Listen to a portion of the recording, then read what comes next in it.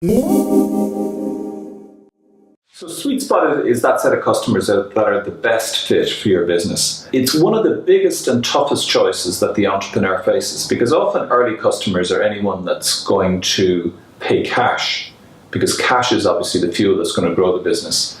So I guess the question is, how do you find this set of SweetSpot or ideal customers? And lots of entrepreneurs that I talk with really struggle with this. But once they actually find the sweet spot, it really becomes the engine upon which they can grow their business. And I guess just one final prompter before going into how do you go about finding the sweet spot is that for many businesses, 80% of the profits are from 20% of the customers. So the goal of finding the right sweet spot is all about finding that set of customers where we can build a profitable business on. So how do you go about finding it? Well, there's a little bit of science to it, and a little bit of art and luck and trying. But I promise you, if you actually go about this in a scientific way, your chances of success for your business are way higher. So to go about finding it, there's what we call a sweet spot tool.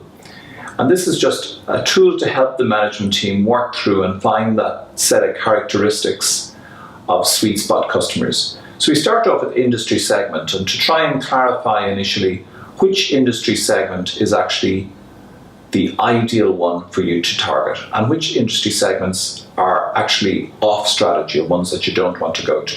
So for instance, in the banking sector, you might decide that banks based in a particular territory of a particular size, in a particular branch of banking, they were ideal, and others were off strategy for your product. The second aspect to look at is tendency to adopt. Some customers adopt stuff really quickly and early on in the cycle, and others are laggards that you can be spending time talking to for years and they'll never buy from you. So the second profiler is tendency to adopt. The third one's a little bit tricky and it's a little bit subtle. For most businesses, there are three different types of disciplines. One is operational excellence, the second is product leadership, and the third is customer intimacy. Now these are the basis of what these customers operate their businesses on. So customer intimate businesses are all about loving their customer to death. They might be private banks, or they might be specialty retailers that love their customers to death. The second business discipline is all about product leadership. You can imagine in your own mind, product leaders, they're the people that bring out the best and coolest products that we all want to use most quickly. And the third business discipline is operational excellence, where they drive costs out of the business. Now, the tricky thing for the entrepreneur starting out a business is which type of these businesses is best suited to their product, because the value proposition is inherently going to be related to the business discipline. The fourth profiler is all about budget.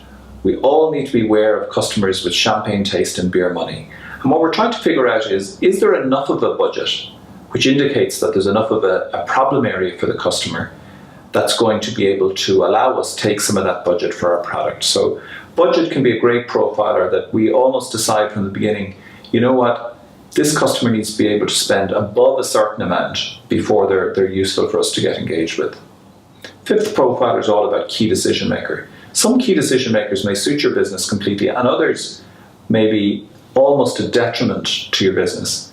So for argument's sake, if you were selling a marketing product and marketing managers were key decision makers, that might suit you very well. But if you knew in certain types of clients you were always going to hit upon a procurement manager early, well, those types of customers might be off strategy for you. And the final one is key customer need. This is the single biggest customer need that's going to drive them towards your solution. And actually understanding the profile of that key customer need and being very clear about it helps you finally refine what the sweet spot is.